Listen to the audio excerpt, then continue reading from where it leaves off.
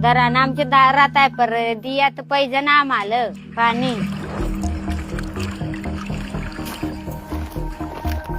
सरकारला आम्ही सांगतो का आम्हाला पाणी रस्ता आमची सोय कर, तर सरकारही नाही मनाव घालत.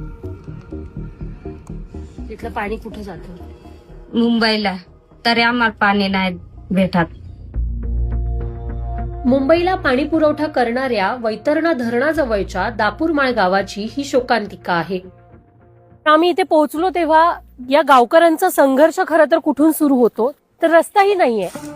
देश स्वतंत्र होऊन 78 वर्ष पूर्ण झाली, पण महाराष्ट्रातल्या या गावात अजूनही रस्ता नाही.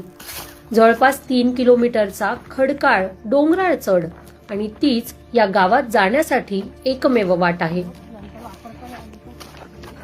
तब्बल 1.5 तासांचा वेळ या संपूर्ण प्रवासासाठी लागला. एक अख्खा डोंगर आम्ही चढलोय, डोंगरावर आता पोहोचलोय. हे आहे दापूरमाळ गाव. जवळपास 350 लोक या ठिकाणी 2 वेगवेगळ्या पाड्यांमध्ये राहतात. पण इथं पाईपलाईन पोहोचलेली नाही. इथं एक पाईप दिसतीये पण त्याचं कनेक्शन कुठेही दिसत नाहीये. नळ नाहीत आणि रस्ता नाही, त्यामुळे पाण्याचा टँकर पण इथे पोहोचू शकत नाही. या गावावरून खाली जर आपण पाहिलं तर वैतरणा धरण दिसतं.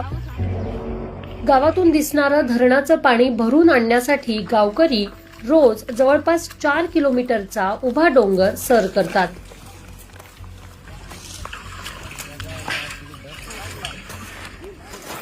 हा चढ इतका कठीण आहे की कधीही तोल जाऊ शकतो.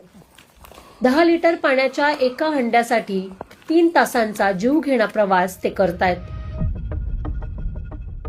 शाळा नाही आमच्या गावात, शाळेत जात नाही. मग शाळेत जायला तर पाणी भरायचा, घरचा काम आवरायचा. तर बाहेरच्या गावात रस्ता नाही आम्हाला जायला. इथले मुली शिकल्याच नाही कोणीच. इथं कोणी जास्त दिवस बाहेरचं राहत नाही. आमच्याकडे पाणीच नाही, त्याच्यामुळे दिवसाचं काम काही सगळं पाण्यावारीच जात ना. जगभरात पाणी हा मूलभूत मानवी हक्क मानला जातो. संयुक्त राष्ट्रांच्या निकषांनुसार प्रत्येक माणसाला घरापासून सहज अंतरावर सुरक्षित पाणी मिळायला हवं. पाण्याची वाट पाहता पाहता दापूरमाळच्या अनेक पिढ्या संपल्या. या संघर्षात गावकऱ्यांनी फक्त वेळ नाही तर शिक्षणाच्या संधीही गमावल्या, आपलं आरोग्य वेठीला धरलं.